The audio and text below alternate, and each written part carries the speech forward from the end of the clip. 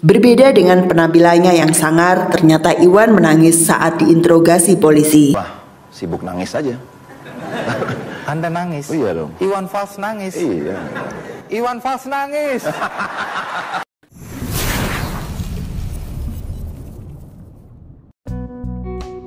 Iwan Fals yang memiliki nama asli Firjawan Lisanto lahir di Jakarta pada 3 September 1961. Orang tuanya bernama Harsoyo dan Lis Sudiah. Menurut cerita sang ibu, saat masih bayi berusia bulanan, Iwan selalu menangis jika mendengar adzan maghrib. Namun meski sering menangis saat mendengar adzan, ternyata saat anak-anak, Iwan justru menjadi juara lomba adzan tingkat DKI. Iwan kecil sangat senang bermain gitar. Namun karena tidak memiliki gitar sendiri, ia sering mencuri kesempatan memainkan gitar kakaknya, sekalipun sang kakak melarang keras karena takut gitarnya rusak. Suatu hari, apa yang ditakutkan sang kakak benar-benar terjadi. Iwan memutuskan senar gitar. Iwan yang takut berterus terang malah komat kamit baca mantra terinspirasi film berjudul Si Buta dari Gua Hantu yang pernah ia tonton. Dengan aksinya tersebut, ia berharap senar gitar bisa kembali tersambung dengan sendirinya. Ketakutan pernah memutuskan senar gitar sang kakak justru memotivasi Iwan untuk lebih terampil bermain gitar. Saat usia SMP, Iwan pernah tinggal di Jeddah selama 8 bulan. Kala itu ia diangkat anak oleh pamannya yang kebetulan tidak memiliki anak. Sang paman bertugas mengajar bahasa Inggris di KBRI Jeddah. Untuk mengisi waktu selama di Jeddah, Iwan sering bermain gitar. Lagu Sepasang Mata Bola karya Ismail Marzuki dan Soto Iskandar yang dipopulerkan oleh Mus Mulyadi adalah salah satu lagu favorit yang kerap ia nyanyikan. Di sana pula Iwan sempat menunaikan ibadah haji. Di depan Ka'bah, Iwan berdoa agar kelak bisa menjadi penyanyi yang hebat. Ketika pulang ke tanah air bersamaan musim haji, saat penumpang pesawat lainnya menenteng air zam-zam, Iwan justru menenteng gitar kesayangannya. Hal ini menarik perhatian seorang pramugari. Sang pramugari pun meminjam dan memainkan gitar, namun suaranya fals. Sang pramugari pun heran dengan setelan gitar Iwan. Ternyata meski sudah bisa bermain gitar, namun Iwan belum bisa menyetem dengan baik. Setelah menyetem gitar Iwan, pramugari itu menyanyikan lagu Blowing in the Wind milik Bob Dylan. Melihat hal itu, Iwan semakin bersemangat bermain musik.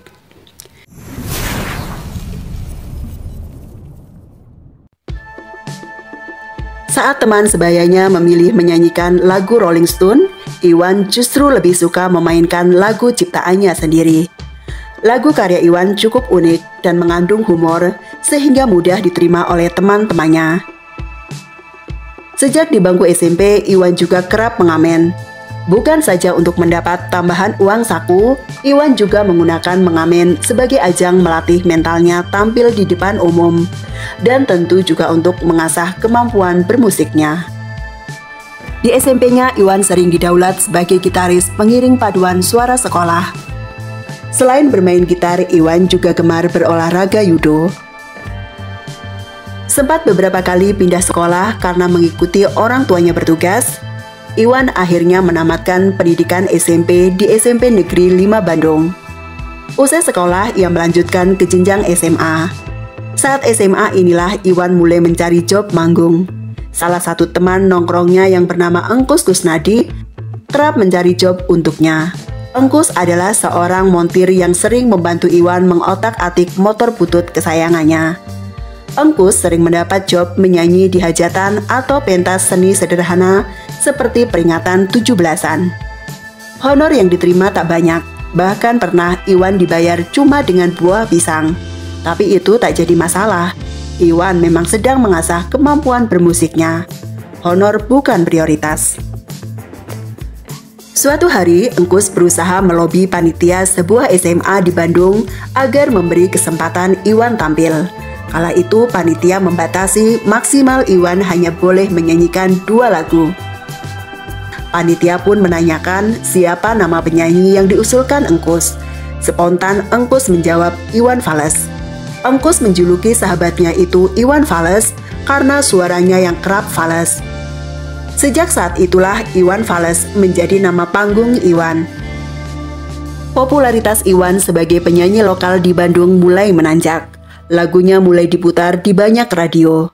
Seorang musisi asal Jakarta bernama Bambang Bule tertarik mendengar lagu Iwan yang diputar oleh Radio 8EH milik ITB. Meski masih SMA, Iwan memang kerap diundang untuk mengisi acara kampus seperti demo mahasiswa.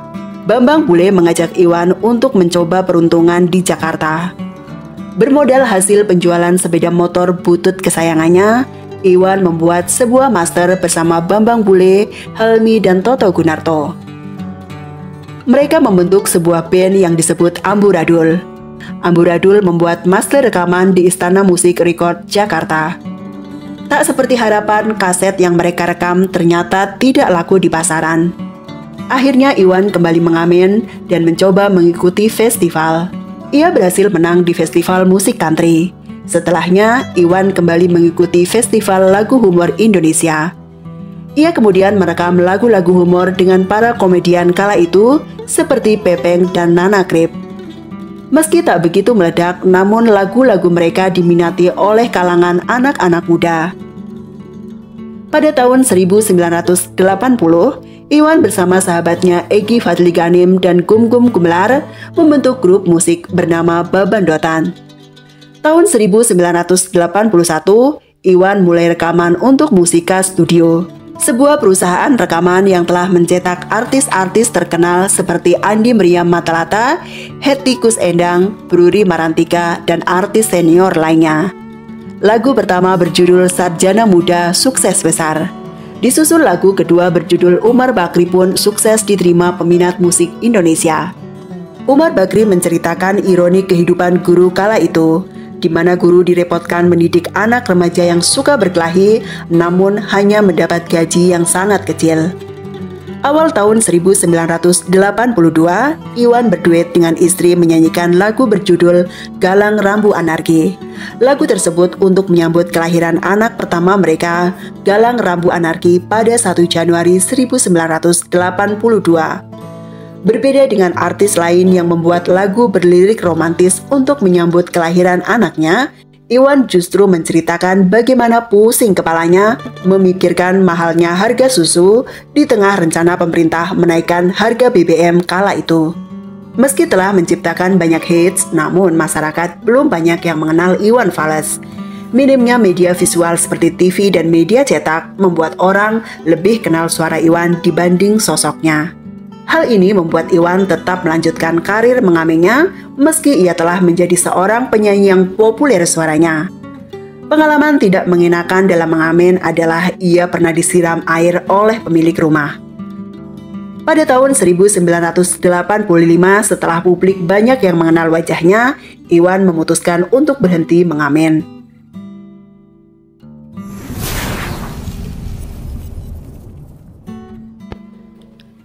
Selama berkarir di dunia musik, Iwan banyak menelurkan lagu-lagu hits. Kebanyakan lagunya berkisah kehidupan sosial yang banyak terjadi di masyarakat. Ia banyak menyoroti kesenjangan sosial antara si kaya dan si miskin. Ibunya yang aktif menjadi pengurus panti asuhan membuat jiwa sosial Iwan sangat peka terhadap kesusahan orang lain. Seperti dalam lagu berjudul Siang Seberang Istana. Lagu tersebut menceritakan kehidupan yang sangat kontras antara kaum miskin yang hidup terlantar di depan sebuah istana yang megah. Di antara artis lain pada masanya, Iwan paling lantang mengkritik pemerintah Orde Baru. Indahnya nada yang Iwan lantunkan menjadi tamparan yang memerahkan pipi penguasa. Berikut beberapa lagu Iwan yang menjadi kritik pedas terhadap penguasa. Sumbang tahun 1983 menceritakan kejamnya politik di mana para politikus akan menjilat para penguasa, namun sangat kejam merampas hak-hak rakyat kecil. Siang Seberang Istana tahun 1984 menceritakan seorang anak penyemir sepatu yang menggigil menahan lapar di depan istana sementara penghuni istana abai dengan derita kaum kecil seperti si anak penyemir sepatu tersebut. Surat buat Wakil Rakyat tahun 1987 berisi pesan rakyat pada anggota DPR agar menyampaikan suara mereka. DPR harus berani bersuara, jangan hanya mengikuti orkestrasi suara mayoritas. Dan pesan paling nampol dari lagu ini, anggota DPR jangan tidur waktu sidang soal rakyat. Bongkar tahun 1989. Sabar, sabar dan tunggu. Itu jawaban yang kami terima. Ternyata kita harus ke jalan, merobohkan setan yang berdiri mengangkang. Itulah sebaik lirik dari lagu berjudul Bongkar yang dirilis Iwan bersama grup musik Suami pada tahun 1989. Suami digawangi oleh Iwan, Sawung Japo, dan Nanil Yakin.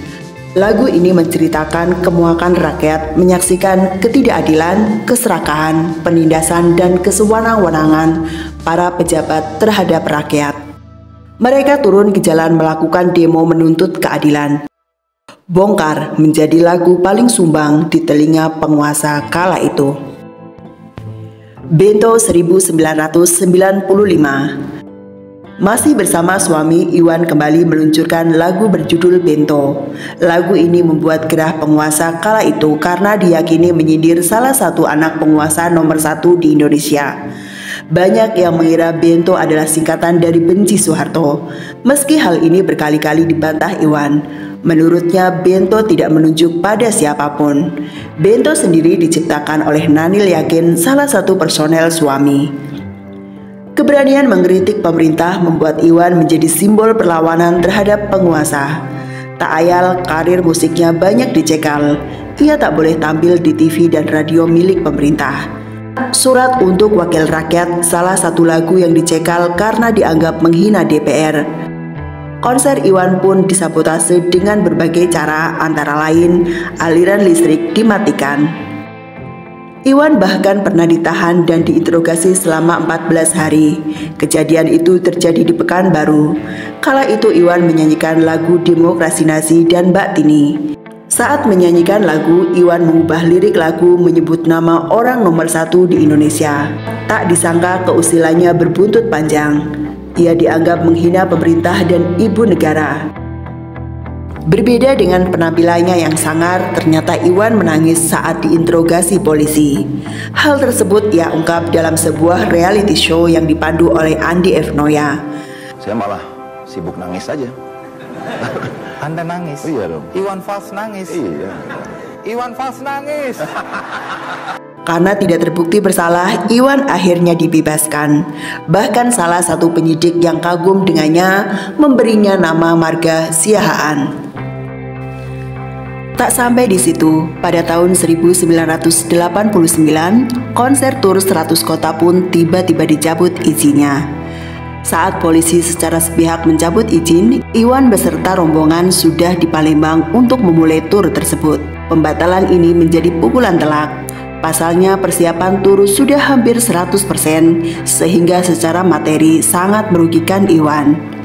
Selama beberapa bulan Iwan vakum, dan untuk mengisi waktu, ia bermain teater meski perannya sangat kecil sebagai penabuh gong. Meski tumbuh dalam situasi yang tak mudah, namun Iwan menunjukkan eksistensinya sebagai musisi.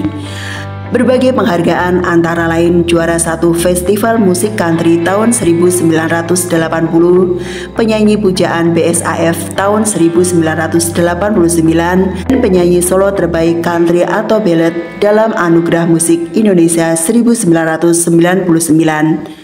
Bahkan pada tahun 2002 majalah Times menobatkannya sebagai The Asian Critics Hero karena keberaniannya membawakan lagu bertema kritik dalam bermusik.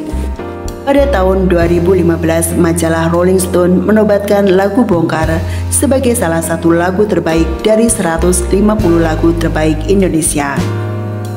Iwan memiliki penggemar setia yang tergabung dalam OI. Meski banyak yang mengira OI singkatan dari orang Indonesia, namun ternyata OI semacam hey sapaan untuk para penggemar yang tak tahu namanya. Woi, sini dong. Seperti itu kira-kira artinya. OI lahir dari sebuah forum silaturahmi para penggemar Iwan dari 23 provinsi pada 14 hingga 16 Agustus 1999 di kediaman Iwan.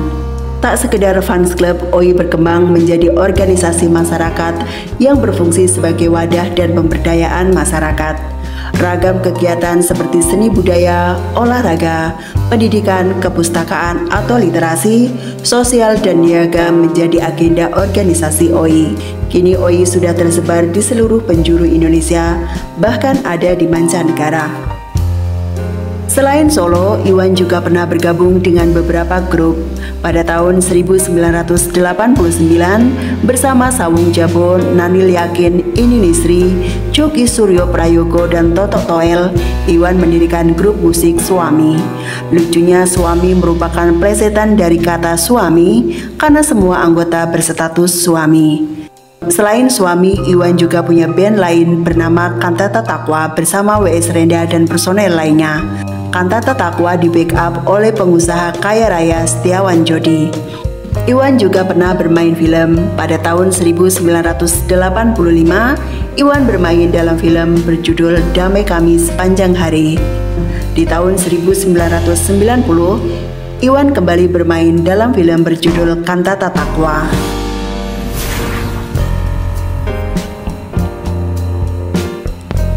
Iwan bertemu Rosana, sang istri, saat dirinya mengikuti festival musik humor yang diadakan oleh Institut Kesenian Jakarta.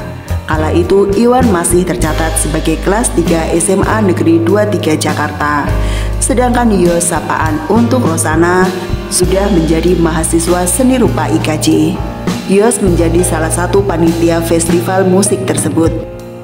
Di mata Iwan, Yos yang terkesan tomboy adalah sosok yang mandiri dan baik hati. Meski Yos lebih tua dari Iwan, namun tak menghalangi keduanya untuk dekat. Hubungan mereka makin dekat setelah Iwan pun memutuskan kuliah di IKJ. Selain di IKJ, Iwan pernah kuliah di Sekolah Tinggi Publisistik. Iwan pernah bercita-cita menjadi wartawan. Beberapa tahun menjalani hubungan yang naik turun, Iwan dan Yos memutuskan menikah. Iwan yang kala itu masih menjadi pengamen jalanan tak membuat hati Yos ragu. 2 tahun menikah, Iwan dan Yos diberkahi seorang anak laki-laki yang lahir tepat tahun baru 1982. Sebagai anak pertama, Iwan dan Yos masing-masing ingin memberi nama. Iwan ingin anak pertamanya diberi nama Galang Rambu Anarki, sedangkan Yos ingin buah hatinya diberi nama Galang Rambu Lanang. Alih-alih mendamaikan anak dan menantu, ibunda Iwan, Ibu Lis, malah meramaikan perebutan nama dengan pilihan namanya sendiri, Galang Rambu Al-Amin. Itulah pilihan sang nenek. Sebagai sponsor utama, Iwan tentu memenangkan perebutan nama itu. Galang Rambu Anarki punya makna yang dalam. Galang diambil dari nama sebuah pulau yang masuk dalam Kepulauan Rio yang menjadi tempat pengungsian manusia perahu dari Vietnam pada tahun 1979 hingga 1996. Manusia perahu adalah warga Vietnam yang tidak mau ikut dengan komunis. Mereka terusir dari negaranya dan mengungsi menggunakan perahu. Iwan berharap anak laki-lakinya bisa menjadi tempat berlindung bagi kaum yang lemah. Rambu yang artinya aturan, ia berharap anaknya bisa menjadi manusia yang taat pada aturan. Anarki. Meski sebagian orang memiliki persepsi negatif terhadap kata anarki, namun Iwan memiliki penilaian sendiri. Bagi orang lain, anarki mungkin mengarah pada perusakan dan kerusuhan, namun bagi Iwan, anarki artinya adalah kedamaian. Dan begitulah, begitu besar harapan tersemat dalam nama Galang Rambu Anarki. Iwan pun menciptakan sebuah lagu khusus menyambut kelahiran sang anak. Berbeda dengan musisi lain yang membuat lagu lirik romantis menyambut kelahiran anaknya, Iwan membuat lirik satir yang menyoroti kenaikan harga BBM kala itu. Maafkan kedua orang tuamu kalau tak mampu beli susu. BBM naik tinggi, susu tak terbeli. Diakui Iwan meski ia telah memiliki album, namun kehidupan ekonominya belum mapan. Galang pun tumbuh dengan sehat, wajahnya tampan. Iwan dan Yos menikmati hari-hari yang membahagiakan. Kebahagiaan mereka makin lengkap ketika tahun 1985, Yos kembali melahirkan anak kedua berjenis kelamin perempuan yang diberi nama Anissa Cikal Rambu Basai. Namun kebahagiaan keluarga Iwan sempat terusik. Semua berawal dari kebaikan hati keluarga Iwan sendiri. Kala itu Iwan membantu tetangganya yang mengalami kekurangan air karena musim kemarau. Mereka menyalurkan air ke rumah tetangga tersebut. Saat musim hujan datang, karena dipikir tetangganya tak lagi mengalami kekeringan, Iwan mencabut saluran air. Bukannya terima kasih telah dibantu, tetangganya justru marah-marah dan melabrak Iwan. Melihat penampilan tetangganya yang seram, Iwan merasa khawatir dengan keselamatan keluarganya. Apalagi rumah Iwan jauh dari tetangga lain. Ditambah Iwan sendiri sering meninggalkan keluarga untuk manggung. Iwan berpikir demi keamanan ia perlu membekali keluarganya ilmu bela diri. Akhirnya ia memanggil guru karate. Mereka sekeluarga belajar karate. Bahkan karena belajar karate, Iwan yang sudah punya dasar judo menjadi jagoan karate. Ia pernah menyabet juara 2 dan juara 4 kejuaraan karate tingkat nasional pada tahun 1989. Kekhawatiran Iwan terhadap keselamatan keluarganya baru hilang saat tahu keluarga yang berpenampilan preman itu telah menjadi korban Petrus. Kehidupan keluarga Iwan pun berjalan normal. Nampaknya Galang mewarisi darah seni sang ayah. Ia menunjukkan ketertarikan pada musik. Meski demikian, Galang tidak ingin mendompleng popularitas sang ayah. Yang pas galang lain. Memahami kehidupan remaja kala itu, Iwan memberi kebebasan anak laki-lakinya berekspresi. Di usia yang masih muda, Galang aktif merokok. Ia juga menato lehernya dengan motif kawat berduri. Tato ini sempat menjadi trendsetter. Rasa penasaran juga membuat Kam mencicipi hal yang kurang baik, yaitu obat terlarang. Namun menurut Iwan, saat tahu rasanya tidak enak, Galang telah berhenti mengkonsumsinya. Usai menamatkan sekolah di SMP Pembangunan Jaya Bintaro, salah satu sekolah termahal di Jakarta, Galang mengatakan tidak ingin melanjutkan sekolah. Keinginan tersebut tentu mengagetkan Iwan dan sang istri. Namun Iwan sangat menghargai keinginan sang anak. Galang ingin fokus bermusik. Bersama teman-temannya ia mendirikan band. Tak hanya dikejutkan dengan keputusan tak lanjut sekolah, Iwan kembali dibikin kaget dengan keinginan Galang menikah di usianya yang masih 15 tahun. Kala itu Galang memang sedang berpacaran dengan model dan aktris cantik Ine Febrianti yang 6 tahun lebih tua darinya. Bukannya tak setuju dengan niat baik sang buah hati, namun usia 15 tahun terlalu dini untuk menikah bagi laki-laki. Iwan ingin Galang berpikir lebih matang sebelum mengambil keputusan besar dalam hidupnya.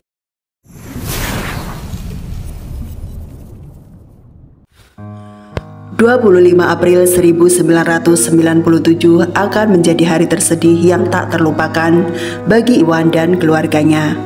Pukul 7 malam sebelumnya, Galang membooking studio Onefil yang terletak di Jalan Fatmawati, Jakarta Selatan untuk berlatih dengan band barunya bernama Bor. Band tersebut beraliran hardcore.